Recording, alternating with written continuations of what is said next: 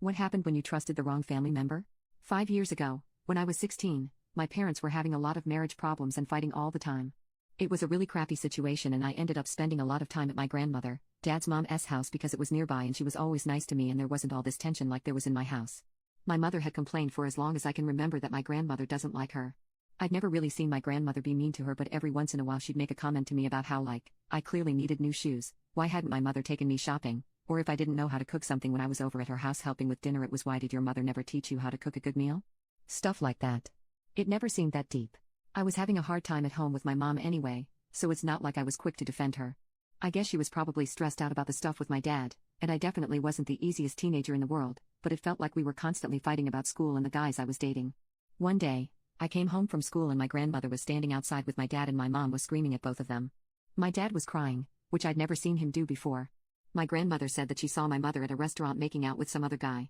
My mom called her a liar and kept screaming at my dad asking him if he was really going to believe this. Then she turned to me and said, "You believe me, don't you?"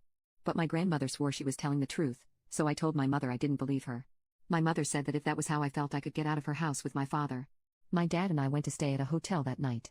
I didn't even have anything other than what I'd worn to school that day until a few days later when my mom let me come home to pack a bag. She was crying and asked me again if I believed her, but at that point I was so mad at her for kicking me out that I said she was a lying skank and I was never going to trust another word that came out of her mouth. My dad and I moved in with my grandmother for a while until my parents' divorce was finalized.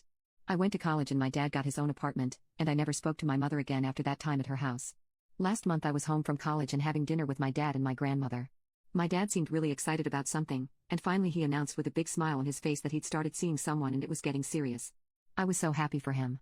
He started telling me about the woman, who sounds really great, but then I noticed my grandmother sitting there glaring at him. He asked her what was wrong, and after doing the nothing, everything's fine thing for like an hour, she finally lashed out and went, "After all that work I did getting rid of your demonic ex-wife?" And that's when the truth came out. She'd made the entire thing up. She even had paid a friend of hers to get her son to tell my dad that he was the affair partner, a part of the story I'd never heard before, because at first my dad hadn't believed her and had trusted my mother. My grandmother said all this crazy stuff about how she should be the only woman in his life, which was especially weird since I was sitting right there, but yeah, it was messed up. My dad and my grandmother screamed at each other for ages while I hid in my room. After he'd finally kicked her out and told her she was never to contact either of us again, he came into my room crying and he and I just hugged for a long time. We both immediately wanted to reach out to my mother. He's happy with the woman he's dating so he doesn't want to try to get back together with her I don't think, but he feels terrible for what he did to her and to be honest neither of us even had any idea how she was doing or if she was okay because we hadn't spoken to her in so long. I still had her number so I decided to try texting her.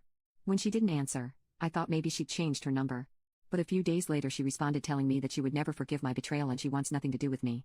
I don't know what to do.